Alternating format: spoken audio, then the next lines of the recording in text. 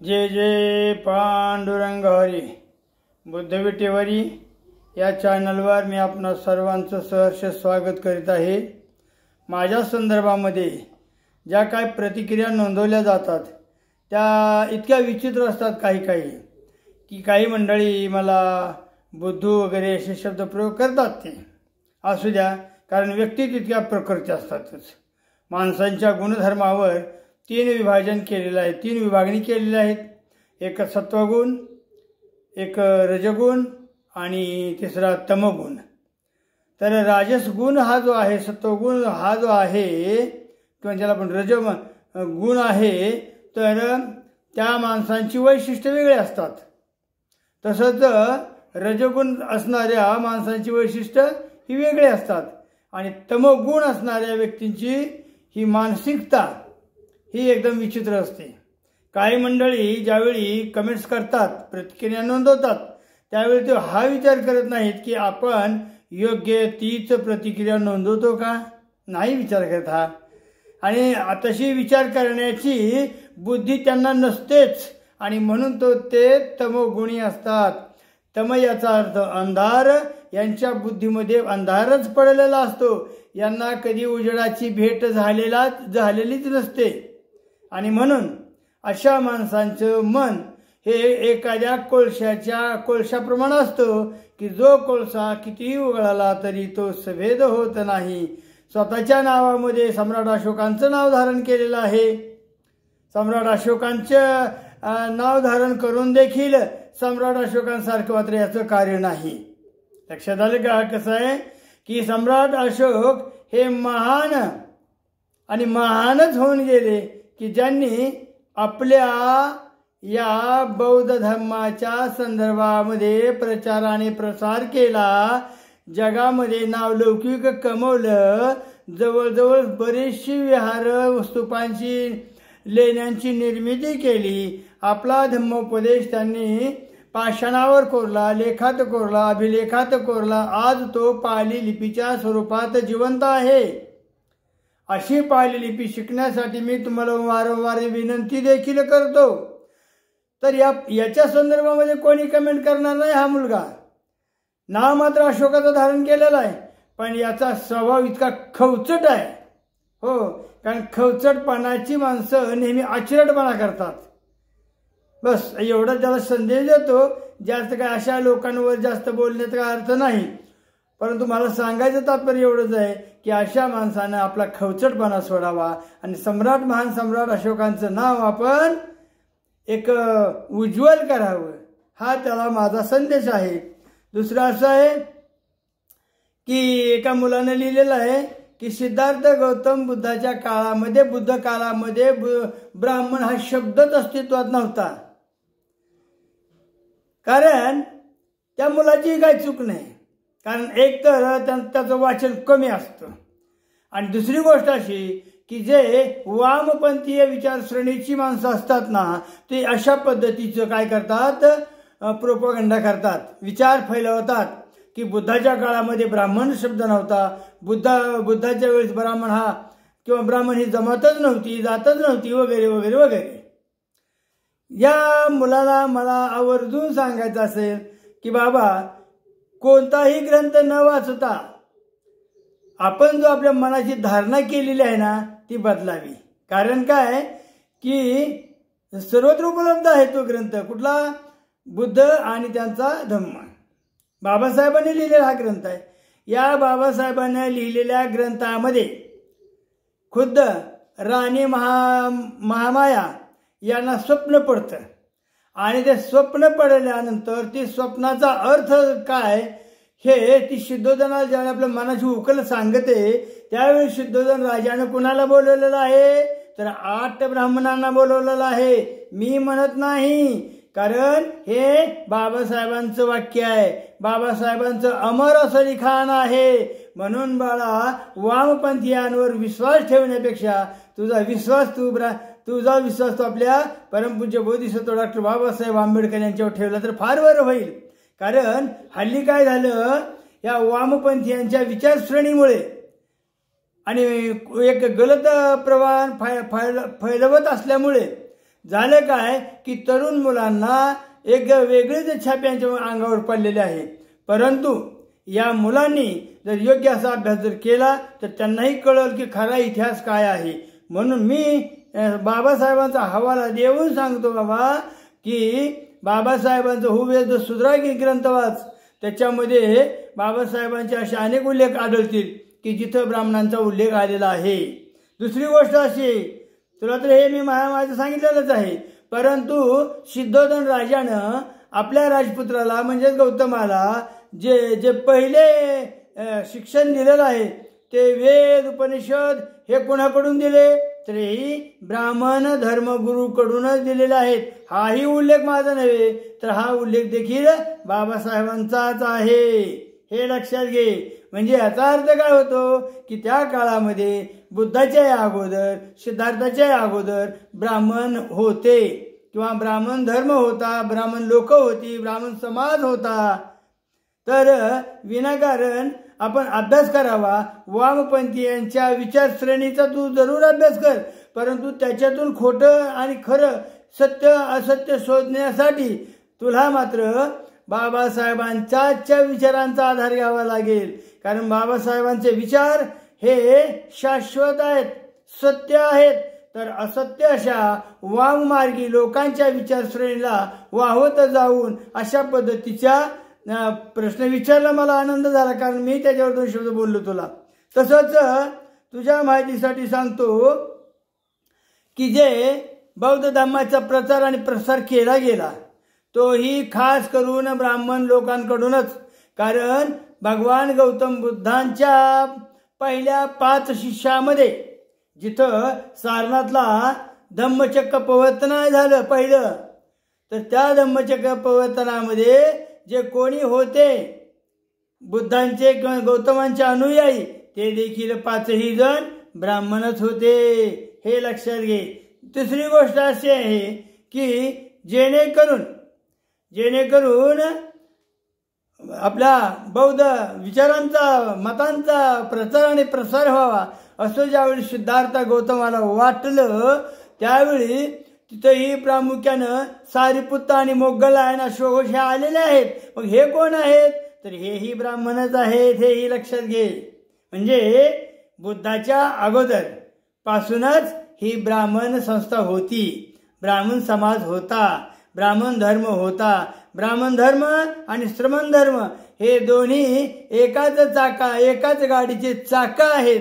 जिकडं एकीकडे श्रमण संस्कृती होती, एकीकडे ब्राह्मण संस्कृती होती, आणि या दोघांच्या मिलापातून सनातन हा शब्द उमगला गेला. एका मुलानं मला सनातनचं देखील पाली लिपी लिहून त्या मुलाला विचारलं मी, बाबा हे छापायची खिळे कुठे मिळाले बाबा तुला?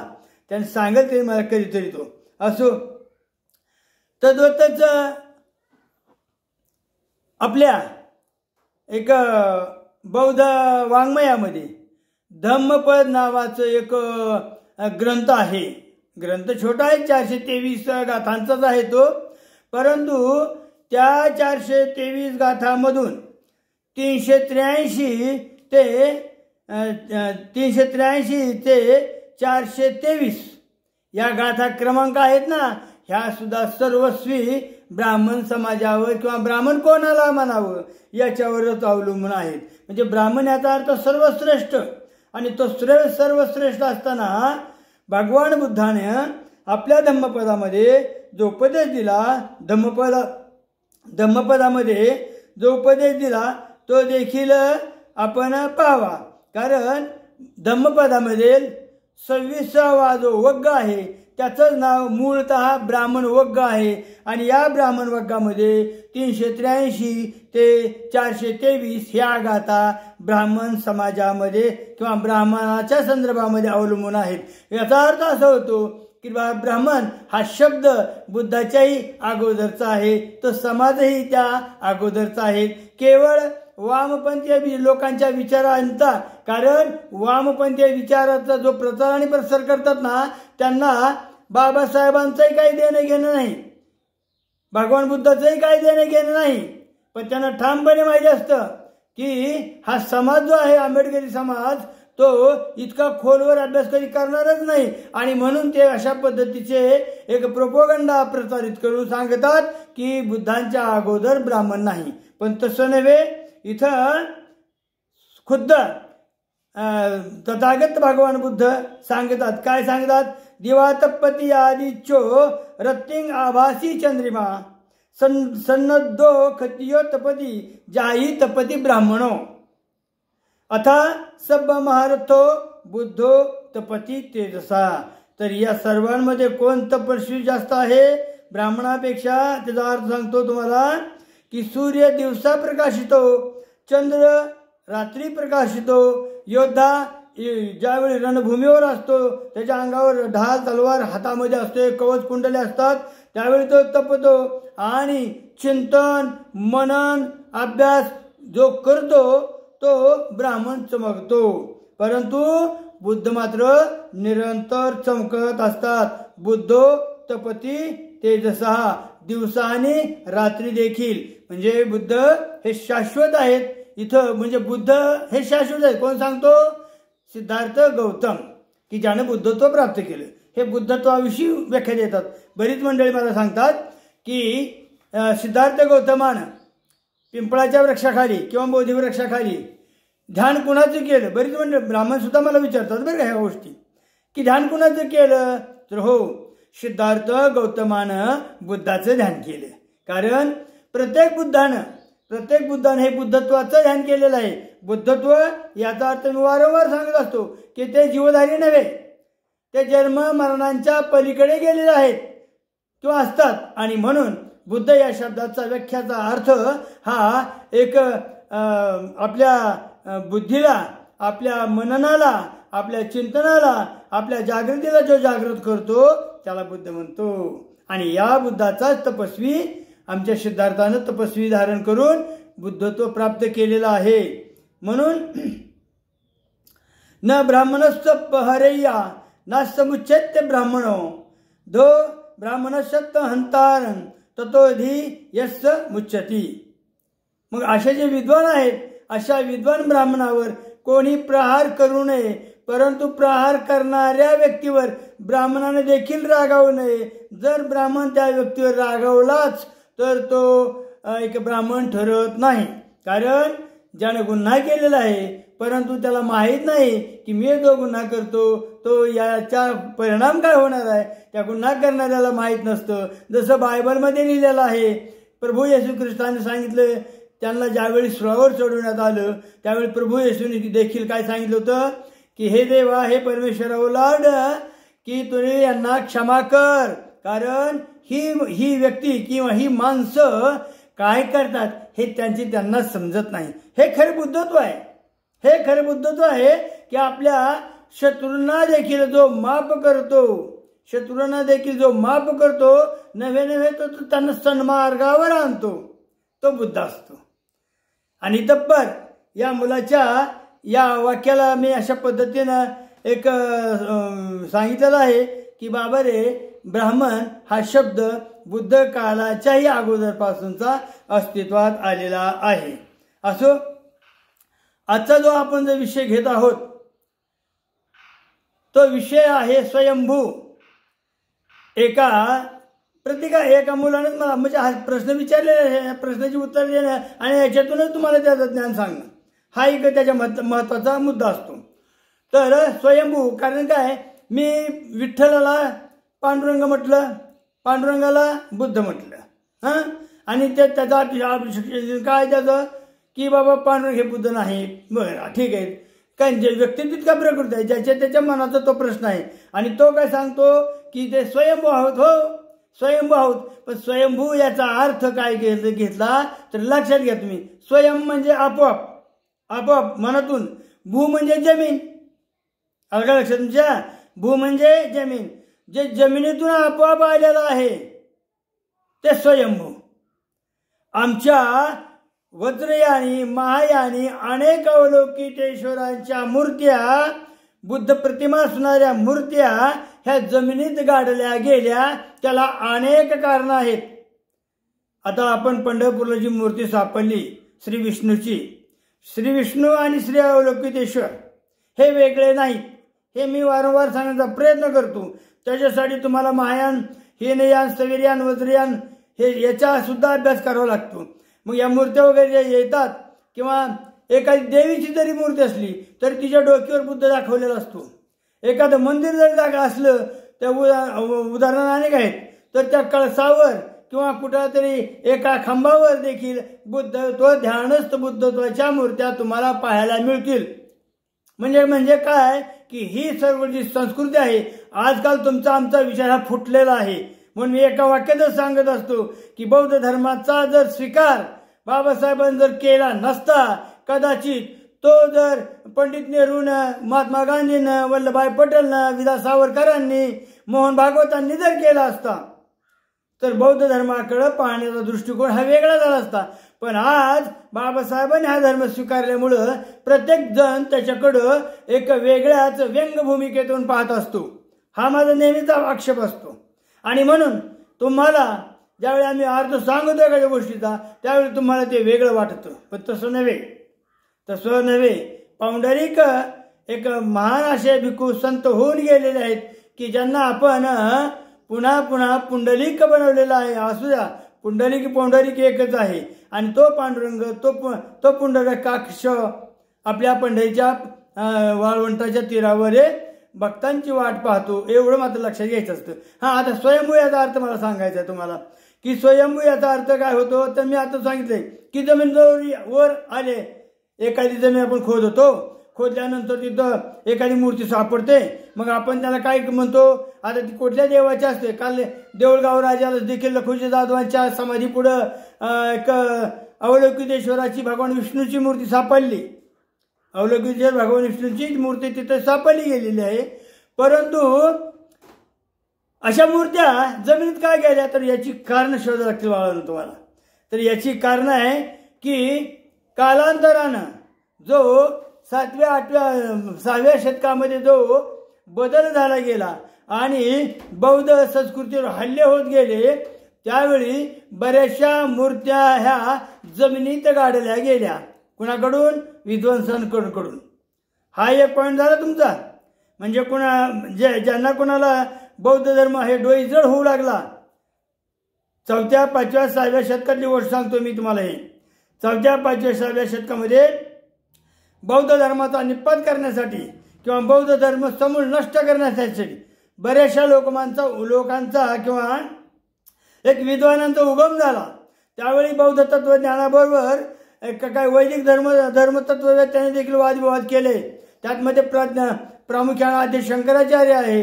आणि आद्य शंकराचार्यांनी मात्र काय केलं, दोन्ही धर्माचा मेळ घातला आणि त्याला आपलं हिंदू हे दुसऱ्यांना जरी तेराचं नाव दिलं असलं तरी हा सनातन म्हणून त्याला पुढे पण घोषित केलेला आहे.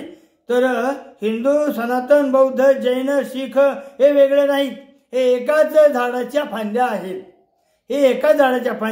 त्याच्यामुळे वेगवेगळं मानण्याचं कारण नाही. जे वेगळे मानतात त्यांना थोडीशी नजरिया त्यांनी आपली बदललेली पाहिजे, तरच विठ्ठलाचं मर्म लक्षात येईल. विठ्ठल हा सर्व जगांचा पोषक आहे आणि सर्वांचा तो तारक आहे. सर्व पंथांचं, सर्व धर्मांचं मूळ हा विठ्ठल पांडुरंग आहे. हे लक्षात घ्यायचं असतं फक्त आपण. आणि त्या दृष्टिकोनातूनच आपलं ज्ञानचक्षु देखील वाढवायचा असतो. कारण दुसरं महत्वाचं कारण म्हणजे आक्रांताकडून झालेलं एक आक्रांत कोण, तर अरब देशातून जे कोणी बुद्ध आणि बूथ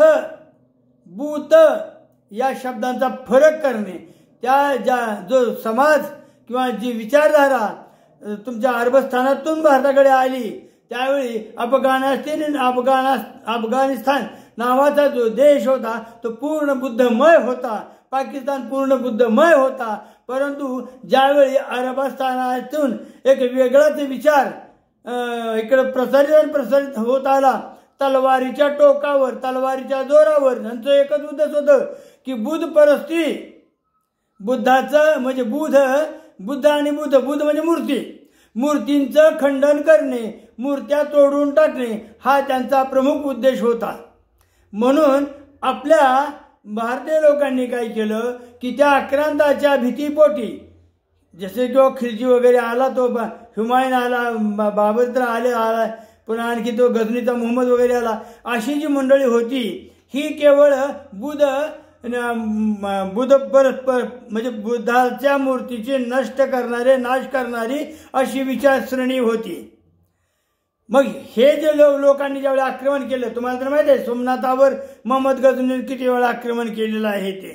तसंच वेगवेगळ्या मूर्त्या लांब कशाला जवळ या. औरंगजेबाने देखील काय केलं, बऱ्याचशा मूर्तीचं खंडन मंडन केलं. बाबराने काय केलं, आपलं राम मंदिर पाडलं आणि बाबरी मस्जिद उभा केली. पंढरपूरच्या विठ्ठलाच्या मूर्तीला धोका निर्माण झाला, तुळजापूरच्या मूर्तीला धोका निर्माण झाला अफजल खानाकडून. म्हणजे हे जे मूर्तीभंजक लोक होते, मूर्ती तोडणारे लोक होते, एक वामपंथीय लोक होते, यांच्या आक्रमणातून बचाव करण्यासाठी केवळ आणि केवळ काय झालं, ह्या मूर्त्या जमिनीत आपल्याच लोकांनी गाडल्या गेल्या. त्याच्यानंतर शेकडो वर्षाचा काळ होऊन गेला आणि लोक तर सगळे विसरून गेले. मग आज काय परिस्थिती होती, आज तिथं खोदलं की एखादी मूर्ती निघते. आमच्या बुद्धाच्या असू द्यात, अवलोकित शहराच्या असू द्यात, शिवलिंगाच्या देखील असू द्यात, आमचे भगवान विष्णूच्या असू द्या, कुणाच्या असू द्या, परंतु हे आमच्या संस्कृतीच्या मूर्त्या आम्ही ज्यावेळी म्हणजे मूर्ती म्हणजे फक्त आपलीच मूर्ती आणि मूर्ती तोडणारी संस्कृती म्हणजे ती अरबस्थानातून आली संस्कृती, या दोनच संस्कृती इथं नांदतात हे लक्षात घ्या तुम्ही. बाकी सगळे जे बाकीचे जे अनेक धर्मपंथ आहेत, 62 पंथ आहेत, बुद्धाच्या काळात तर 62 पंथ होते, हे सगळं काय सगळे एकाच झाडाच्या फांद्या आहेत. आणि याच्या व्यतिरिक्त या फांद्या नष्ट करण्यासाठी ज्यावेळी अरबस्थानातून तलवार गाजत आली, त्यावेळी मात्र आपल्या या समूहाने काय केलं, या सगळ्या मूर्त्या जमिनीमध्ये गाडल्या गेल्या. आज कालांतरानं 100, 200, 400 वर्षाचा काळ होऊन गेला, लोक विसरून गेले. परंतु ज्यावेळी आपण नवीन पाया खोदतो, मंदिराचा पाया खोदतो, एखाद्या घराचा पाया खोदतो, कुठं खोदकाम करतो, त्यावेळी ह्या मूर्त्या तिथं निघतात आणि त्यालाच आपण काय म्हणतो, स्वयंभू. तर ह्या स्वयंभू म्हणजे स्वयं म्हणजे आपोआप मनातूनच, भू म्हणजे जमीन, जमिनीतून आलेली मूर्ती, हा त्याचा मतितार्थ आहे. म्हणून स्वयंभू याचा अर्थ कळालेला असेल असं मी इथं ठामपणे सांगतो आणि या ठिकाणी मी थांबतो. नमो बुद्धाय. जय भीम, जय भीम, जय भीम.